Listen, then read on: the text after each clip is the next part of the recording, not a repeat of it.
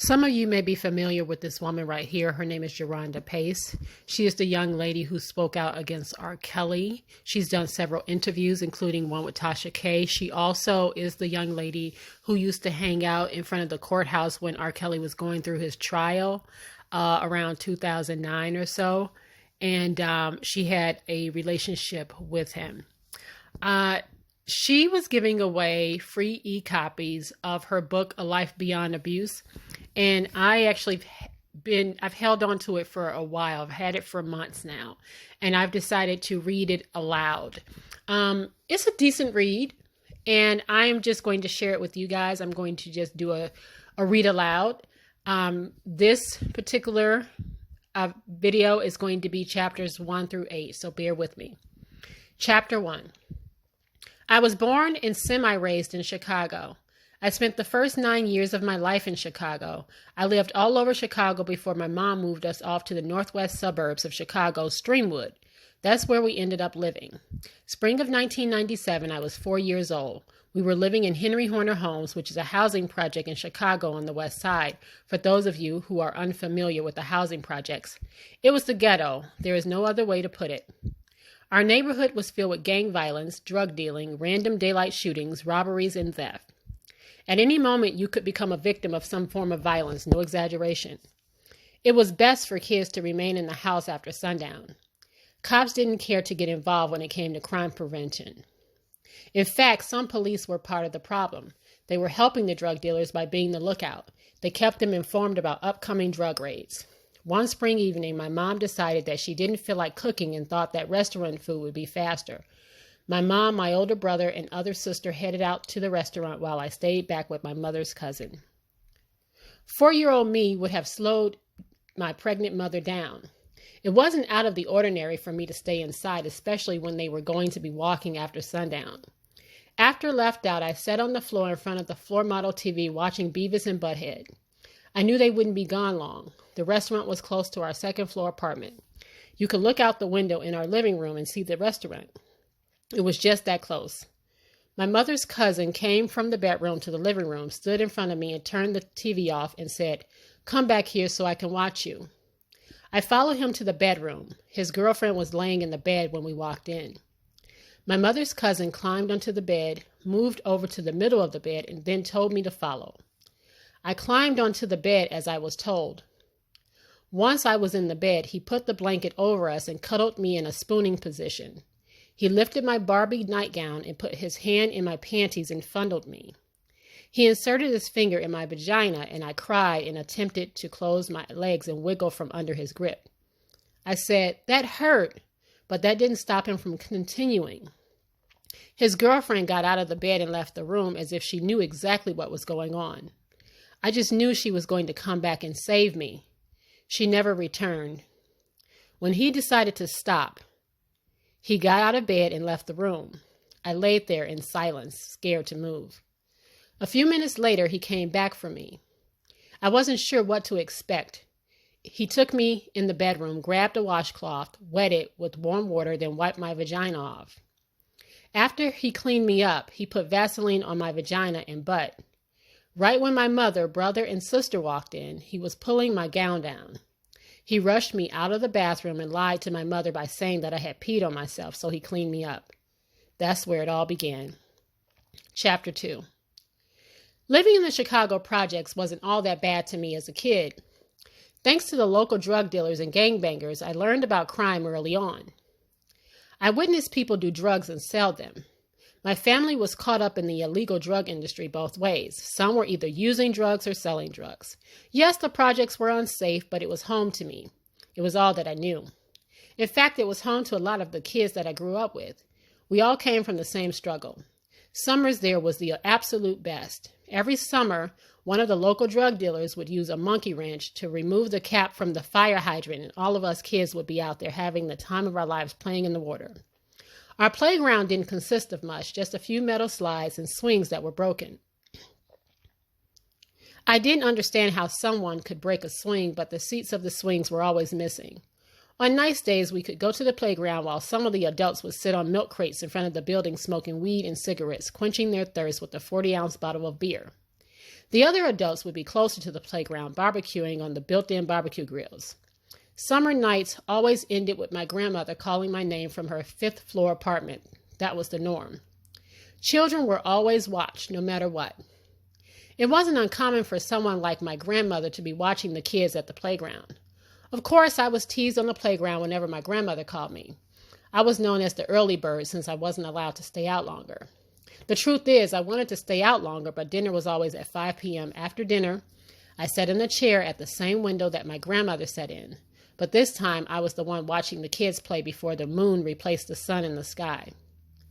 Once everyone went inside for the night, I would read a book, mainly look at the pictures and make up my own stories to match the photos. This became my nightly routine. After my sexual abuse experience, most of my days were spent upstairs inside my grandmother's apartment. I never told my grandmother what happened to me. I didn't even tell my father. I told my sister and my mom about what happened, but I was ignored. Once I was ignored, that made me shut down and not want to speak of the sexual abuse again. That was the start of my silence. Chapter 3. We moved from the project shortly after my 5th birthday. When we were packing our bags, getting ready to leave the only place I knew as home, during our packing, my mother was happy.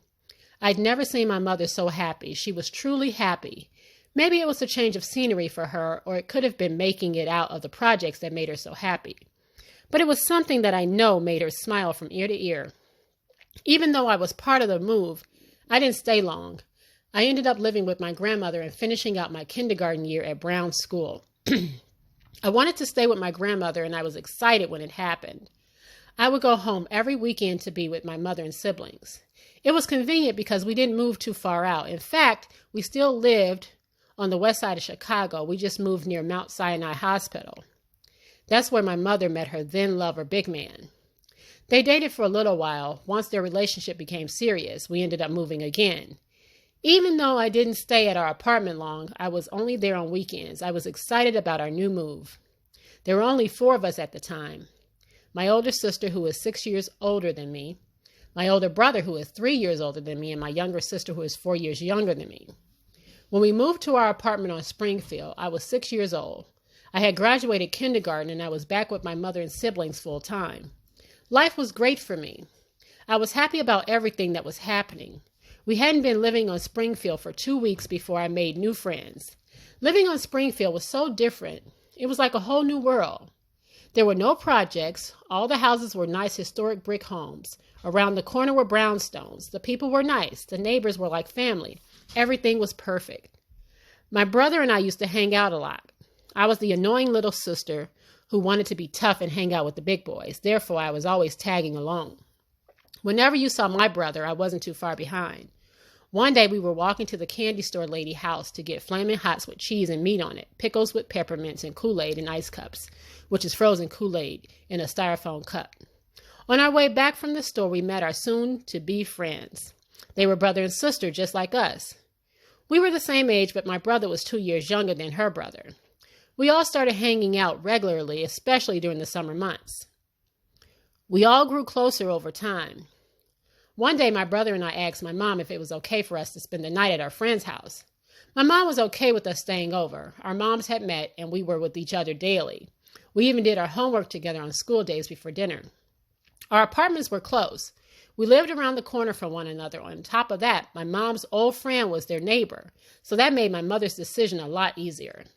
She was comfortable allowing us to stay over, and we were comfortable staying over.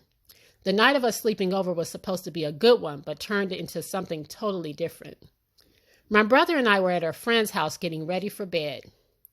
My friend and I were in the room talking about downtown. They had never been to downtown Chicago. I remember just describing it was a place full of big buildings and telling her about how we go downtown every year during Christmas season to take pictures with Santa.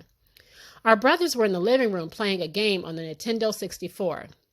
Bedtime came around, and my brother decided that he was no longer spending the night. He ended up leaving. I stayed there. I wanted to continue with the sleepover. My brother was a true homebody, so I wasn't surprised by his decision. My friend and I laid down in her bed. She gave me my own blanket, and we slept head to foot in her bed. Her brother came into the room and got into the other bed. They shared a room together. We had been sleeping for only an hour or so when her brother suddenly got into the bed with us, awakening me. He lay behind me and started rubbing on my thigh. I pushed him and told him not to touch me. He told me to shut up and continued to force himself on me. This was all too familiar to me. I knew this was a battle that I would lose, so I didn't fight. I just started crying and hoped that it would be over soon.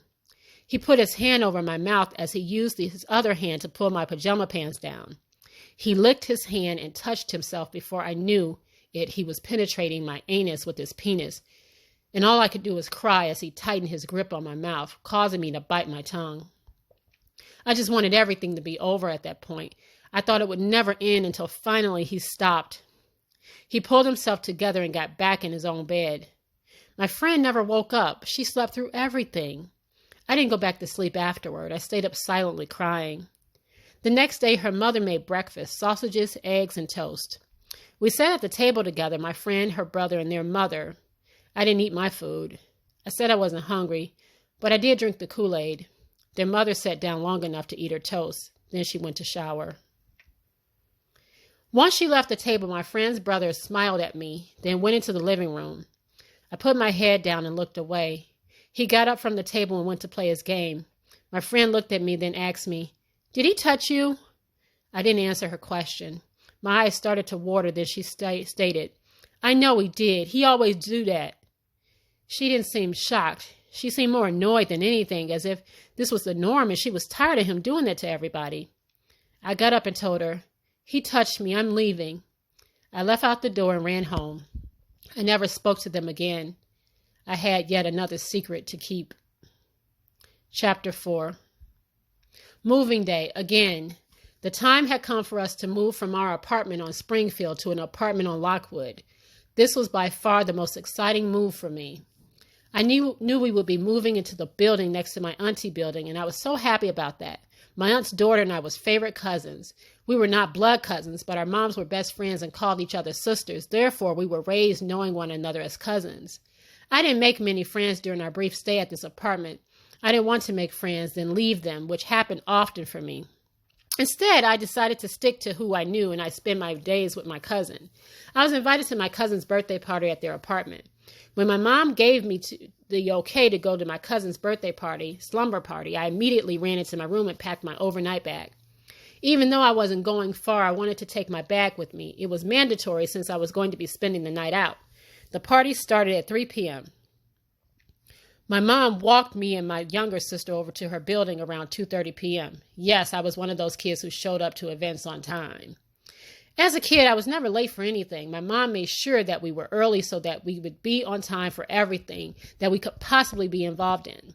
When I arrived at my cousin's house, my auntie had the hot dogs boiling, individual bags of chips on the table, and a pitcher of strawberry Kool-Aid was in the freezer. It was time to party. Before I could even grab a bag of chips, she made sure I understood the rules. Don't be running in my house. Make sure y'all wash y'all hands before y'all touch anything. I don't want to hear no arguing about who's sleeping where. Don't drink all my Kool-Aid. The minute one of y'all do something, all y'all going to bed. My only response was, "Okay, auntie." Then I ran to my cousin's room to let her know that I was ready to party. Partying for us was playing in my auntie's makeup, putting on her heels, and taking pictures.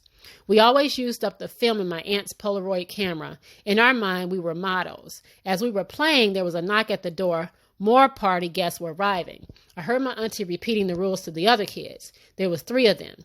After she repeated the rules, my mom came into the room to let me know that she was leaving and had put my bag on the couch. Right after she left, my auntie called for us to come to eat. My cousin and I kicked my aunt's shoes off and raced to the kitchen. She completely disregarded the fact that she had other guests there. Whenever my cousin and I were together, we were inseparable. We all sat on the floor in the living room eating our hot dogs and chips. The Kool-Aid wasn't cold, so we had to drink water. When we were done eating, we had a dance contest, played musical chairs, and watched a movie. Time flew by, and before we knew it, it was time to go to sleep. 2 of the party guests didn't spend the night. They ended up leaving before we went to sleep. We slept on the floor in the living room. When we laid down, I wasn't sleepy, so I laid there in the dark. My cousin's godsister was in the middle of us. She was much older than we were. I was 8 years old at the time, and her godsister was 13 years old. My aunt was her godmother, so she came around quite often. That night, everything changed. While my cousin was sleeping, her godsister turned my way and put her hand under my shirt. I pushed her hand away and told her to stop, and she said, "Be quiet, you're going to like it." I didn't say anything else. I know from experience that saying something or trying to fight a person off, you wouldn't make that person stop. I laid there in silence. As she had her way with me, she performed sexual acts on me orally with her fingers. When she was done, I was sworn into secrecy, as if I was going to tell. I knew that nobody would believe me. I wasn't believed the first time it happened. Nothing was done about my previous sexual abuse, so I knew this time would be no different. This was just another one for the books. Chapter 5. After I watched my mother go through another failed relationship, it was time to move again. This time we ended up moving to the south side. We moved to a house on the 120th place in the Roseland neighborhood. Moving to this south side was blah. I wasn't too excited, but I wasn't sad either. Our family grew. I had a new little sister whom I've loved and adored. My other siblings didn't really care about the move. My oldest sister was just ready to settle down and stop moving around so much. We moved in at night, my youngest sister's father helping us. We all had our own dads. Even though my mother's relationship didn't last with him, he still came around from time to time. The reason for our night move was that my mother never wanted anyone to see what she was bringing into our house. After settling in, we all went to sleep. Literally, the next day, there was a knock on the door, which my oldest sister answered. There were 3 girls standing there that asked, "Is anybody in here that can play double dutch?" My sister called me to the front and asked, "Do you want to jump rope with them?" I didn't have anything going on at the time, so I said, "Yeah." My sister sat on the porch and watched as we jumped rope. We all talked about where we're from and what we wanted to be when we grew up. They gave me insight on the neighborhood and told me to which school they went to, even telling me which houses on the block had kids around our ages that I could play with since we were all the same age. They were nice girls, and eventually we all became good friends. We started hanging out regularly. We lived on the south side for a few years. Early in 2003, around late February or early March, my mother and brother came home with R. Kelly's Chocolate Factory CD. My mother, who was an R. Kelly fan, played that CD every day, no exaggeration. Our upstairs neighbors were always playing R. Kelly CDs as well. I remember walking around outside and hearing people playing R. Kelly's music from their cars. Whenever we went to family parties, gatherings, and family reunions, R. Kelly's music was being played. Being surrounded by his music, I became a fan. I started listening to his music just as much, if not more, than people around me. I liked all of his music. As my mother's relationships diminished, I found myself escaping to R. Kelly's music more. Whenever I was having a bad day, I would listen to his music. It always seemed to change my mood for the better. Music and writing became my life. I found myself writing poetry. My topics became music and life. I kept a journal near and always wrote in it. Things had slightly begun to look up, though still I was careful not to become too comfortable because ultimately, the next year we moved again. Chapter 6. February of 2004, it was that time again. This wasn't going to be a move that we were used to. This time it was different. We were moving out of Chicago to the suburbs, Streamwood to be exact. I was angry about the move to Streamwood. I didn't know what to expect from the suburbs, and I was tired of not having stability. Every time I was comfortable in school and made friends, it was time to move. I was 10 years old. The school hadn't let out for the summer yet, which meant I had to start a new school a few months before school was out and make new friends. Plus, I was moving away from my grandma. My older sister was nearing 17. My older brother was almost 13, and I had 3 siblings under me aged 6, 3, and 1. We were all tired of moving. I was looking forward to the 1-hour drive, though. This was our first daylight move due to my mother's normal night move routine. Once we made it to the suburbs, I wasn't angry anymore. The neighborhood was beautiful, the grass was green, not a patch of brown grass or dirt in sight. There was a real park to go to, one that had working swings. We moved to a townhouse around the corner from that park. My mom was pointing everything out in the neighborhood as we were riding. When we pulled up to the house, my brother and I raced inside to pick our rooms. We knew that my mom would get the biggest room. We thought we would argue over who gets that room, but it was the complete opposite. We didn't argue at all. My brother picked the room that was closer to my mom. I didn't want that room anyways. I wanted the room that was near the top of the stairs.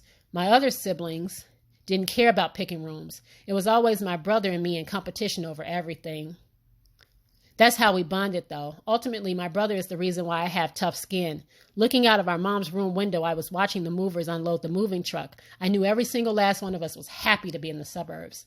School for us started in the spring, and I was nervous on my first day.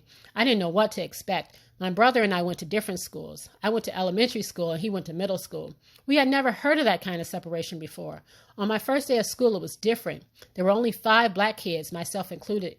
But in Chicago, we went to a majority black school, so this was something completely different than what I was used to. My teacher was nice, though, so it didn't take long for me to like my new school. Reality hit me when we had to talk about our families and our plans for summer. That's when I knew something was different about me. All the kids in my class were talking about how their parents were married and how they were talking about their siblings and vacation. My parents weren't married. I had more siblings than anyone in the classroom, and my vacation always spent at Grandma's house. When school was out, I wanted to rush home and question my mom. Instead, I listened to R. Kelly's music and did some writing. I had the average black kid in Chicago story. I was always able to relate to kids in Chicago. My dad wasn't involved in my life. He spent most of his days incarcerated, so my grandma and my aunt tried to make up for lost time with me on his behalf. My mother was always going through bad relationships, and at the time, she was no longer with my younger brother and sister's dad. She was back with my 6-year-old sister's dad. I didn't understand why my mother didn't have a stable relationship or why my father couldn't stay out of prison. I blamed myself for my parents' failed relationship. I thought maybe if I hadn't come along, things would have been better between them. The fact that I didn't have my dad in my life, it made me envious of the kids who had their dads around. We had this big recital coming up. It was right before the summer. I could be part of it even though I started school late. My music teacher said I could join in only if I learned some songs in time. I learned the songs that I was ready to sing, and on the night of the recital, my classmates had their families show up to watch them perform as they were excited. I looked around and I had no one else to watch me perform. It seemed as if everyone's family made time for them, their special day, but my family couldn't make it. I noticed there was another girl whose family didn't show up either. We were standing next to one another on stage, and when the show was over, we talked for a little bit, then we walked home together. She lived a few minutes away from me on the other side of the park. We started hanging out more, sharing secrets and bonding. Over time, she became a sister to me. She was 1 year older than I was, and we had a lot in common. We were both from Chicago, raised in some of the toughest neighborhoods. I made a few more friends before summer vacation, so I had a lot of people to hang out with until I went